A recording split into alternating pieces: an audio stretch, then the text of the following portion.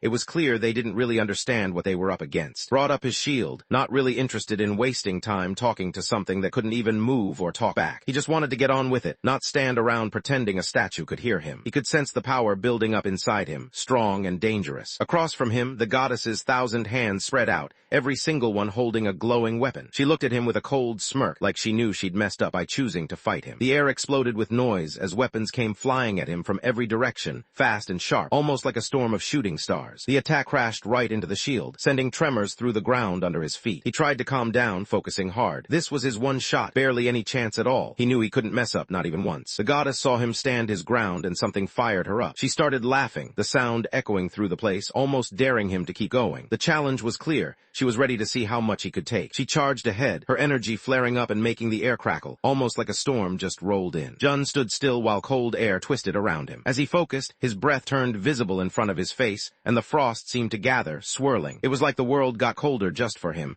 setting the stage for whatever he was about to create. All of a sudden, sharp ice spikes shot up from the ground, building a solid wall that stopped the goddess right where she was. The impact rattled the whole hall. His ice shield held up for just a moment before it broke apart, pieces scattering everywhere like bits of glass. Still didn't crack a smile. Her voice got icy, and she looked at him like he'd just crossed a line. She couldn't believe he would try something so sneaky on her. While she was talking, something suddenly flew out from the smoke. She flicked her finger and snagged it right out of the air, barely even trying. She looked down at him with a cold stare, clearly unimpressed. It was obvious she thought he was weak, and the way she glared made it clear she didn't expect much from him at all. Right before she could finish what she was doing, a streak of red lightning came out of nowhere and hit her arm. Jun just shot a quick smirk, making it clear he thought it was way too early for anyone to start bragging. Red lightning snaked along her arm, digging in with a sharp, burning pain. She stared at it, totally thrown off. Stuff like this wasn't supposed to bother her. She always thought she couldn't be hurt by anything like poison. Now she was stuck trying to figure out what just happened and how things got messed up so fast. Recognized the relic right away. It was the Blood Reaver relic. He knew what it could do. When it landed a hit, the pain and damage just kept going, never letting up. Narrowed his eyes, watching carefully. He knew better now. There was no way he'd get tricked again. She didn't even pause. She just tore off her hurt arm and tossed it away like it was no big deal. His eyebrows pulled together as he watched her. Of course she didn't care about losing an arm. She just brushed it off like it was nothing. He knew better than to try the same move on her again. She'd already seen it coming this time. He gave a small grin and reached down, picking up a glowing blue gem from the cut-off limb. Deep down, he knew he already got what he came for. The goddess's face suddenly went tense. It was like she realized something was off. Jun stared at his arm, thinking about how badly he treated it. He lifted his hand, and right then, a rush of fusion energy burst out. The grimoire of started to blend with sacred gem, the power between them sparking in the air. The system made a pinging sound. He just picked up the Key of Solomon, an artifact from the Golden Dawn Order. The Key of Solomon boosts the power of any magic someone uses, making every spell a lot stronger than usual. While all that was happening, Jun focused for a second, and his gluttonous eye kicked in. Right away, he could see everything about himself through, checking out his full status screen. To copy her skill, he had to pull off something pretty specific. Embarrass his target using magic, put together a huge ice sculpture show,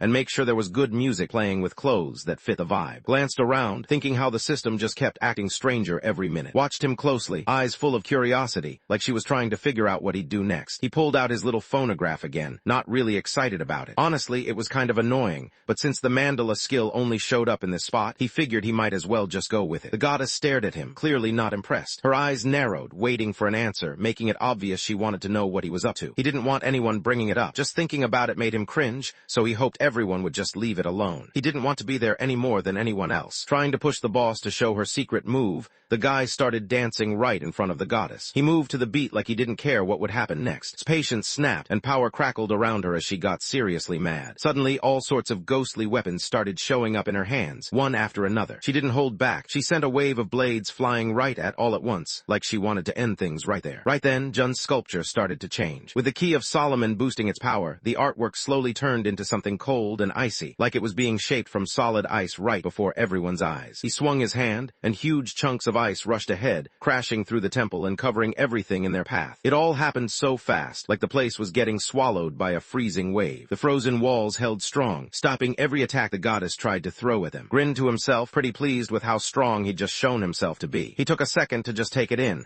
thinking it was actually kind of cool what he could do. His face tightened with anger, and her jaw clenched so hard you could hear her teeth grinding. While the fight went down, Lee and stayed out of sight, keeping an eye on everything from the dark. Strength left both guys frozen for a second. They hadn't expected him to be that powerful, and it caught them off guard. Lee stood up, moving a bit slower than usual. He wasn't sure if he should go through with what they were supposed to do. The plan was clear. They had to take out. He remembered just how strong was. The second boss waiting on the third floor was strong enough to go head-to-head with her, so there was no chance the other two could handle him together. Glanced over, thinking about how tough their opponent looked. He wondered if teaming up would even help. Just shook his head, clearly not feeling confident about their chances. Both of them could tell this fight was way out of their league. After hearing that, spun around, not wasting any time as she started to head off. Watched with a sly grin, thinking to himself that if fighting fair didn't work, he'd just have to take a different approach. He held a black coin in his hand, its surface giving off a strange, pulsing light. This was no ordinary coin. It was the coin of Caligula, a relic known for messing with people's minds just for a few seconds, but sometimes that was all it took. Weird energy suddenly shimmered in the air right next to, making everything feel off for a second. His gut told him something was off. It wasn't normal, and he could sense it right away. He lost focus for just a second, and suddenly a cold arrow scraped across his thigh. Suddenly a sharp pain jolted through him, snapping him wide awake. His mind starts to drift right in the heat of the fight. He tries to snap himself back, needing just a second to catch his breath and get his head straight. Jun realized he messed up. Without wasting any time, he pressed his hand over the wound and sent a sudden jolt of fire energy into it. The sharp smell of burnt skin hit him as he tightened his jaw. He locked in, determined not to let anything throw him off this time. Frost burst out from his grimoire, swirling through the air. He glanced down at the book in his hands, feeling a strange sense of relief, almost like waking up from a long nap. The goddess let out a roar and sent a wild storm of blades flying everywhere. Moved fast, throwing out another blast of ice. The cold shot across the ground, shaping itself into a new sculpture, just like he'd done before. Fire and ice crashed together in the air, sending a blast through the whole temple. She looked at him with a cold stare, clearly unimpressed. It was obvious she thought he was out of his league and didn't belong there. Suddenly, the system's voice rang out. The boss triggered a skill called Heaven's Snare,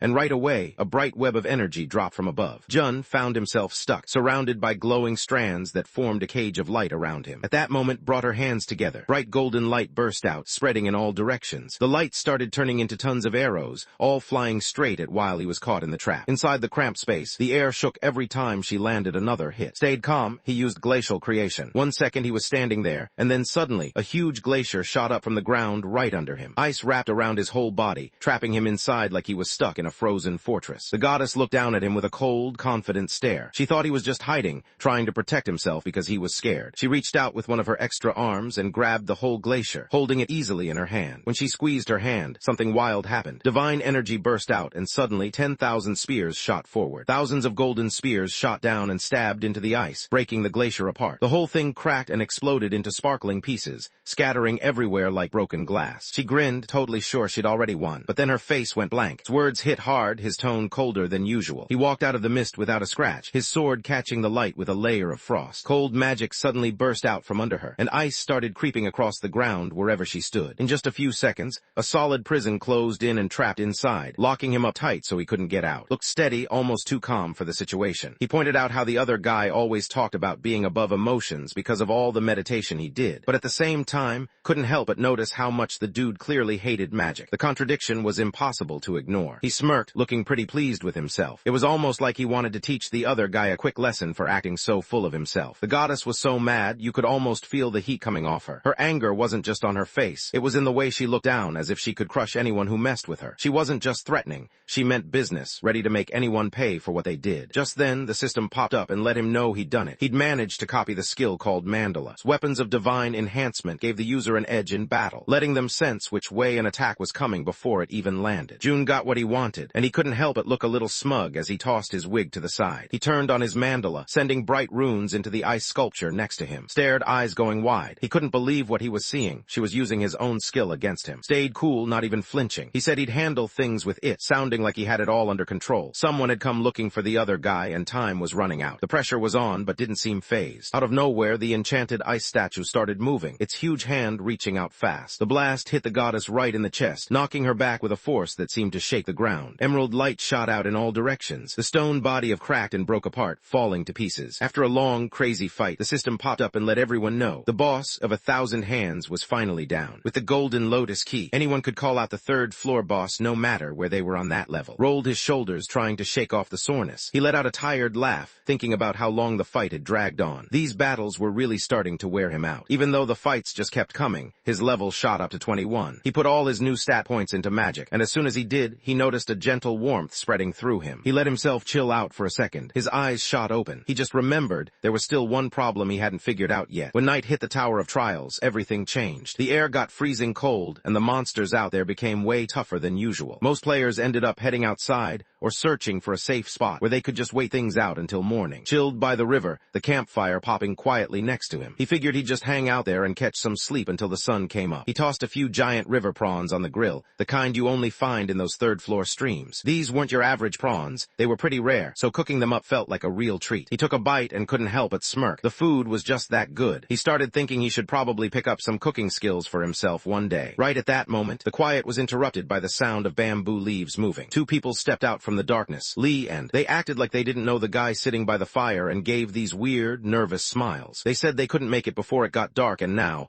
they were hoping to hang out by his fire to warm up. Didn't look bothered at all. He just glanced over at them, noticing how both of them seemed pretty cold, like they'd been standing out in the wind too long. He grabbed a bowl of shrimp and passed it along. The smell hit and her stomach started rumbling right away. She couldn't help it. She was basically ready to dig in, her mouth watering just from the scent. She shook her head right away. She remembered something someone had told her before: never take food from a stranger, especially if they're hiding their face. Let out a quiet laugh. He noticed how the other guy kept staring at his mask, clearly bothered by it. He figured if it was such a big deal, he could just take it off, no problem. The two guys shot each other a quick look, both clearly interested. It wasn't every day they got a shot at checking out someone nobody really knew. His vibe suddenly changed, going from serious to playful. He decided to turn things into a quick game before they got started. They didn't really know much about each other yet, so he suggested they ask 3 questions each. After that, he promised he'd finally take off the mask. He thought about it for a second, then just smiled to himself, knowing nobody was forcing him to be honest. Paused for a second, looking over at. After thinking it over, he gave her a nod. For them, this was what they'd always wanted. A quiet buzzing sound filled the air when a coin spun up, flipping over and over before landing perfectly in his palm. She picked up a coin and flipped it in her hand, giving him a quick grin. She looked like she was having fun with it, almost daring him to play along. Without hesitating, she called heads, already looking confident about her choice. She raised her finger, calling heads, just like she thought it would be. Eyes narrowed as he picked up on a strange, barely there energy coming from the coin. He recognized it as Caligula's coin, an artifact with the creepy power to mess with someone's mind, even if only for a short while. Threw out a question like it was no big deal, wanting to know if he showed up at the tower by himself or with someone. She sounded chill, but it was clear she was paying close attention to his answer. Stood by himself and answered with a calm look, a slight smile on his face. It was his turn now. He noticed that the other two seemed like they were here for the boss too, but it was weird. They hadn't done anything yet. He wondered what was holding them back. Lee just shrugged like it was no big deal. He knew they had to wait for the right moment, since going after a boss wasn't exactly something you rushed into. Leaned in, her eyes lighting up with curiosity. She was ready with her next question, wanting to know why anyone would bother climbing the tower. Was it for the cash, the attention, or maybe just to feel powerful? Let out a short, awkward laugh. He looked at the other person, not really expecting much. Deep down, he doubted they could actually help or give him what he was after, even if he explained everything. She looked at him with a sly grin, her confidence obvious. It was clear she believed they could work something out. If their plans matched up, he might end up with way more than he expected. His voice suddenly lost all warmth. He stared stared straight ahead, looking serious. He had one final question in mind, and if he got his answer, he'd finally be ready to take off the mask. His eyes narrowed as he looked over at them. He wondered if the Demon Association actually believed that just sending 2 people would be enough to take him on. Stopped for a moment, her expression unreadable. Then a quick smirk appeared on her face. She wasn't surprised, almost like she'd been expecting someone to catch on. She looked at him differently now, her voice going low. She hadn't thought he'd actually take down. No one did. But he did it, plain and simple. That kind of strength wasn't something people saw every day, and now she was seeing him in a totally new light. After that fight, he was wiped out. He barely had any energy left, and it showed. Every step felt heavier than the last. She tossed the coin up, and shadows seemed to curl around it. That single coin was all she needed to end this fight. Right then, grabbed Caligula's coin and went for it, focusing hard as she tried to break into his mind. Everything just went quiet. Nobody said anything, and it felt kind of weird, like everyone was waiting for something to happen, but nothing did. Stood there, fumbling with whatever she was holding, stared at her, confused and a little annoyed as she struggled to figure it out. She messed with it for another second, but nothing happened. For a moment, it looked like she was hoping things would just fix themselves, but it was pretty clear something was off. Just gave a small smile. He knew Caligula's coin was still working fine. Anubis' judgment loomed over him, dark and heavy. He knew deep down that he was out of magic, completely drained. The weight of that realization settled in, making the moment feel even more intense. Panicked and called out for Plan B, the backup move everyone hoped they wouldn't need, but was stuck. With no mana left, he couldn't even budge. Took the grilled shrimp off the fire and placed it on a flat stone in front of him, moving with a steady hand. A message popped up, letting him know the shrine's spirits liked what he'd given them. Now, it was time for him to pick who would step up for Anubis' judgment. The system made its choice. Up next was the Celestial General from Upper Earth. The next fighter steps forward, the Celestial General from the Underworld. The ground shook under their feet when 2 huge figures appeared out of nowhere. These were old guardians, way bigger and scarier than anything anyone there had ever seen. Right in front of them stood the twin gods that watched over everything, the one who ruled above and the one who watched from below. Right then, Lee finally got it. Hadn't just started cooking for fun, he'd set this up from the start. Leaned back by the fire, looking totally relaxed. He just sat there, watching everything unfold like he was just there for the show. He didn't bother moving, just stayed in his spot, clearly not worried about what might happen next. He seemed pretty sure no one was going anywhere fast. The general of the underworld brought his hammer down with a loud crash that echoed through the room. Right then, something changed. His skill kicked in. Glowing barriers shot up around them, locking them both inside, cutting them off from everything else. Pushed off the ground and shot forward, moving so fast it was hard to keep track of him. He realized the only way they might make it out alive was if went down. If was gone, those summoned guardians would disappear too. But even with all the pressure in the room, stayed calm, keeping everyone on edge with his steady control. The general of the Upper Earth lifted his massive hand. Power flowed through him as he got ready to attack. With just one move, he made it clear. This was a warning, and he wasn't messing around. A huge wooden palm slammed down, smashing Lee into the dirt and dragging him hard across the ground. With just one hit, it was over. Was down, not moving at all, and it was clear things weren't going to turn around for him. Stopped in her tracks, her face going pale. For the first time, she wished they'd never messed with. The other guardian started to lift its weapon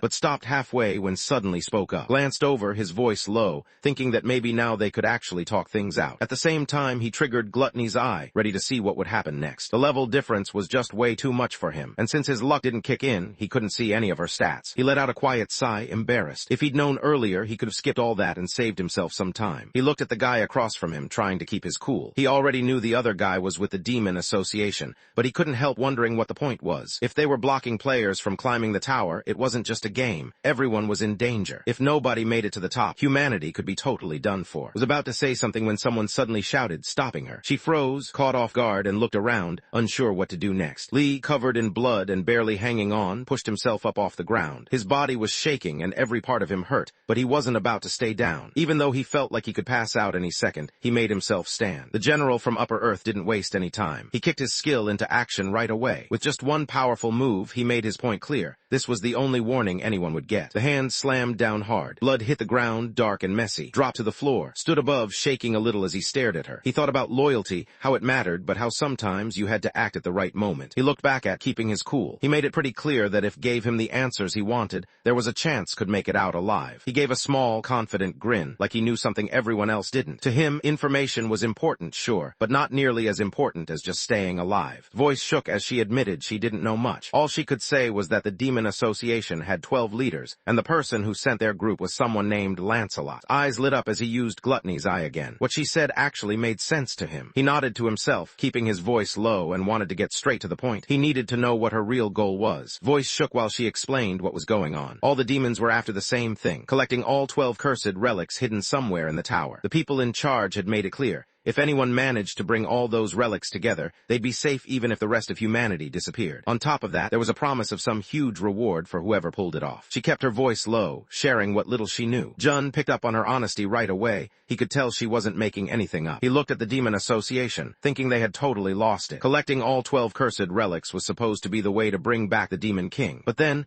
if the world actually ended and they somehow survived, it just didn't make sense. The whole plan seemed off, and the pieces weren't fitting together in his head. Looked like he was finally okay with how things turned out. Still a bit unsure, hoped this meant she could leave now. She glanced at him, waiting for some kind of sign that she was free to go. Jun shook his head, not giving in yet. The girl looked at him, her eyes wide, clearly remembering the promise he'd made to let her go. He gave a small grin, looking like he had something up his sleeve. Before anything else could happen, he made it clear there was one catch. There was a contract to sign first. She felt a chill hit her chest, making her heart pound faster. A system message popped up, letting everyone know a new skill had just kicked in. Soul Imprint. Jun acted like it was no big deal, barely reacting as he welcomed the intern to his sketchy company. The next morning, he took a deep breath and got himself together. Once everything was prepped, he was ready to face the boss. The statue suddenly appeared in his hand, catching him off guard. He picked it up and raised it, turning it in his hands to check it out from every angle. A bright violet light shot up into the sky, cutting through the darkness and grabbing everyone's attention. Everything around him started to shake. A notification popped up, letting him know that the master of the third floor had heard him and responded. The huge gate swung open in front of him, looking old and almost otherworldly. Out of the ground, endless clay soldiers started pouring out, quickly covering the whole battlefield. It was like watching a wave take over, with each soldier moving in tight formation, ready for whatever was about to happen next. A deep voice suddenly echoed in the air, sounding like it came from somewhere dark and far away. It broke the silence and made the place feel even more tense than before. Anyone standing nearby would felt a chill run down their spine, almost like the air itself was warning them to back off. Everyone recognized the guy standing there. It was the third floor boss, Soulless. Switched on Gluttony's eye right away and his luck kicked in. Time seemed to freeze for a second. He saw a quick flash, just cold, empty numbers, level 105. The system popped up with a message, letting him know that the target's level was way out of his league. There was no way he could copy their skill. Soulless looked right at him, curious and a bit serious. He realized this must be the guy who used the key and brought him here. Right after he spoke, the ground started to rumble. All across the battlefield, stone soldiers began to rise up, so many that it looked like the whole place was packed with them. There had to be at least 100,000, standing shoulder to shoulder, ready for whatever was coming next. Flashed a confident smile. He knew his crew had been waiting for this exact moment, ready to jump into action. Suddenly, a message popped up letting him know he just turned on the oldest chessboard. Something started to happen with the old chessboard. It was like the thing suddenly came to life, giving off a strange energy. Anyone watching could tell this wasn't just some regular game night. Out of nowhere, 2,851 magical chess pieces appeared. Rolled his eyes and gave a quick unimpressed laugh. He saw those little gadgets and didn't even flinch, clearly thinking they were no threat to him at all. Couldn't help but laugh to himself. He knew things weren't done yet, and he was ready for whatever was coming next. A system message popped up, telling him to use 2,851 pills on every magical chess piece. The chess pieces suddenly grew huge around. Massive knights, bishops, and rooks loomed over him, like a real-life army straight off a chessboard. He looked around at all of them, and a grin spread across his face. Things were about to get interesting. He looked on with a blank stare, his voice barely above a whisper. Deep down, he had to admit, the other guy was way more skilled than he thought. Locked eyes with him, his look cold and serious. Without saying much, it was clear he didn't think the other guy had any right to judge him. Soulless looked like he wanted to say something, ready to fire back. Just gave him a look and grinned, making it clear he didn't think much of him. It was obvious, believed the guy was stuck on the third floor because he just wasn't tough enough to move up. In the tower, floor bosses did more than just block the way forward. They had control over everything in their area, changing things however they wanted. The strongest ones could even leave their own floor, move up the tower, and gather even more followers as they went. Soulless let out a low laugh, almost like he found something funny that no one else could see. He stood there, not moving an inch, making it pretty clear he hadn't stuck around because he was weak or scared. There was something about the way he held himself, calm, steady, and totally confident, that said he was more than ready for whatever came next. Didn't even flinch. He just answered in this flat, almost bored way, letting everyone know that, yeah, it was basically a ghost chain stuck to this floor. Kept his thoughts to himself, not really caring if anyone figured out what he was up to. Whether people thought he was just messing around or plotting something,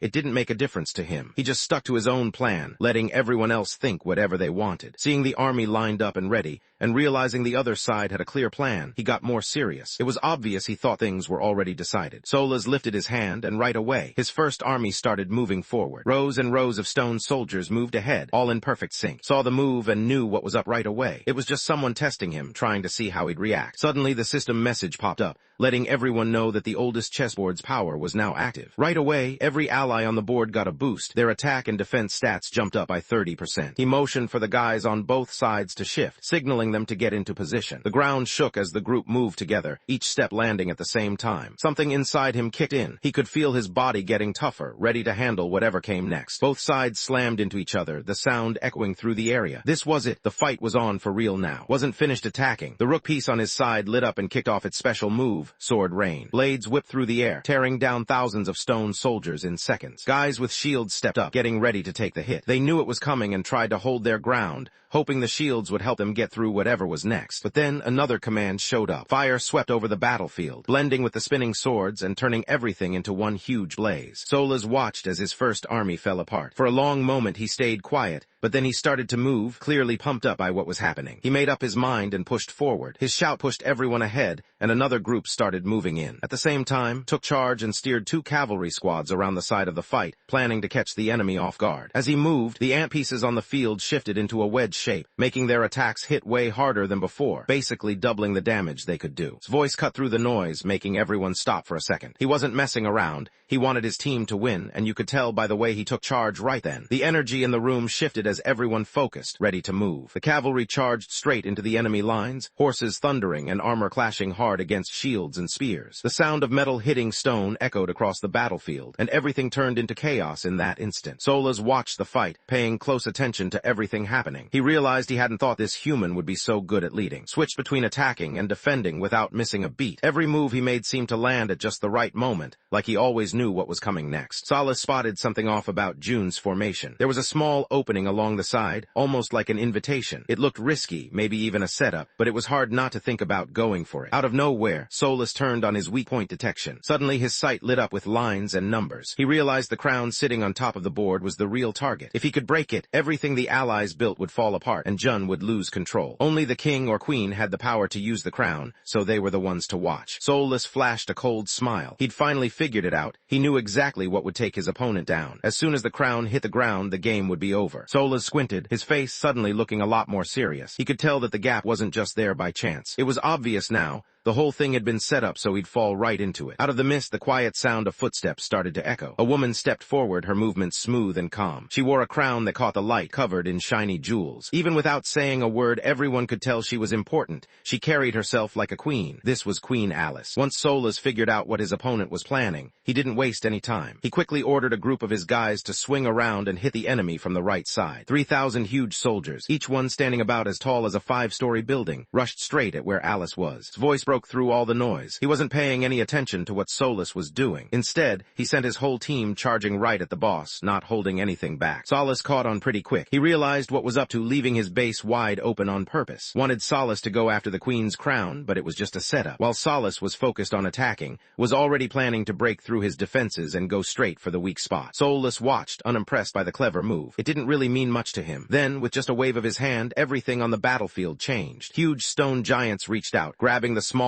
soldiers by their arms and tossing them through the air like they were nothing. Out of nowhere, thousands of bodies start dropping from the sky, slamming into Jun's group like they're getting hit by a storm of falling people. The whole formation gets thrown into chaos as everyone scrambles to figure out what's happening. Bits of stone flew everywhere as the debris burst around Alice, leaving pieces all over her dress. When the dust finally cleared, she found herself completely surrounded. Alice looked around, her nose scrunching up. She clearly wasn't impressed by what she saw. The place and the people just seemed gross to her. Solas couldn't help but laugh under his breath, sounding pretty mean about it. He knew he had the upper hand now. In his mind, this was it. Once he took the queen, there was no coming back for his opponent. The whole game would be finished. Just when it looked like had the win in the bag, something felt off. He noticed his base was already broken into, but the guy didn't even flinch. Couldn't help but wonder what was going on, since most people would be freaking out by now. There were 10,000 on his side, only 2,000 on the other. He sized up the numbers and felt sure of himself. The odds were still in his favor. Had walked right into his territory, just like he planned. Now it was time to finish what he started. Arcane energy shot out over the field, lighting everything up. Out of nowhere, 2 massive statues appeared. One looked pure and strong, the other darker and rough around the edges. They stood there, bigger than anything else around. As soon as they showed up, both of them zeroed in on Jun. The air around them got tense, and it was clear they meant business. Everyone nearby could sense how serious things had just gotten. Jun didn't look scared. Instead, a small smile showed up on his face. Things were looking pretty bad, but even with everything going wild around him, he noticed a chance, something only he seemed to spot.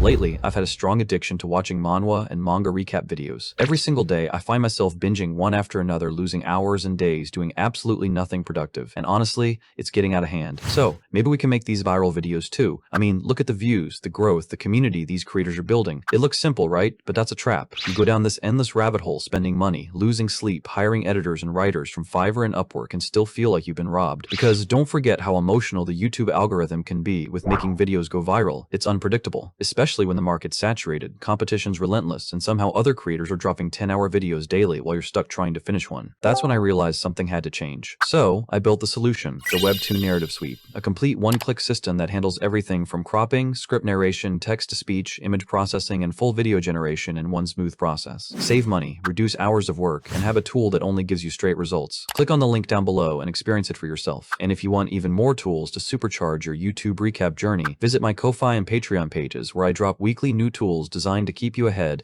as AI continues to steal our jobs. So tap in now before you get left behind.